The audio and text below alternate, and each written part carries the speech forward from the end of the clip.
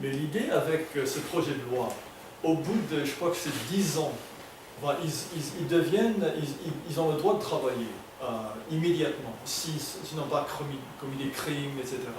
Mais c'est à partir de 10 ans, ou c'était peut-être 12 ans, ils ont le droit de devenir citoyens. Donc ça arrive au bout d'un certain temps. C'est-à-dire qu'ils ne vont pas voter dans les élections présidentielles immédiatement. Et il y a un certain nombre qui ne vont même pas prendre la nationalité américaine, même au bout de 10 ans ou 12 ans.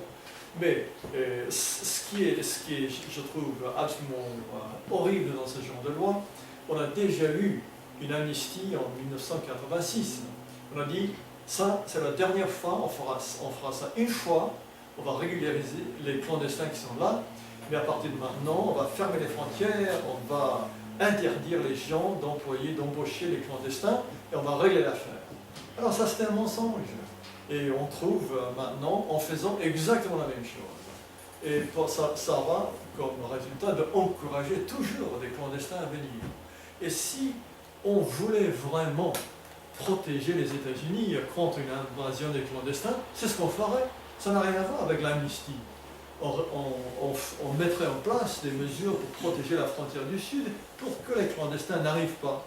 Et on mettrait en place des mesures pour empêcher les sociétés d'embaucher les clandestins. Ça, on peut très bien faire tout ça sans octroyer la citoyenneté ou régulariser les clandestins. Mais ce n'est pas ce qu'on veut faire. Les gens veulent que ces immigrants clandestins deviennent régularisés. Tout d'abord. Et pour lâcher un peu de l'Est, ils disaient, bon, en même temps, on va peut-être garder un peu la frontière.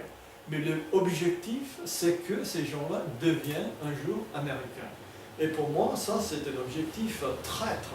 Les gens qui votent pour ça sont carrément des traîtres.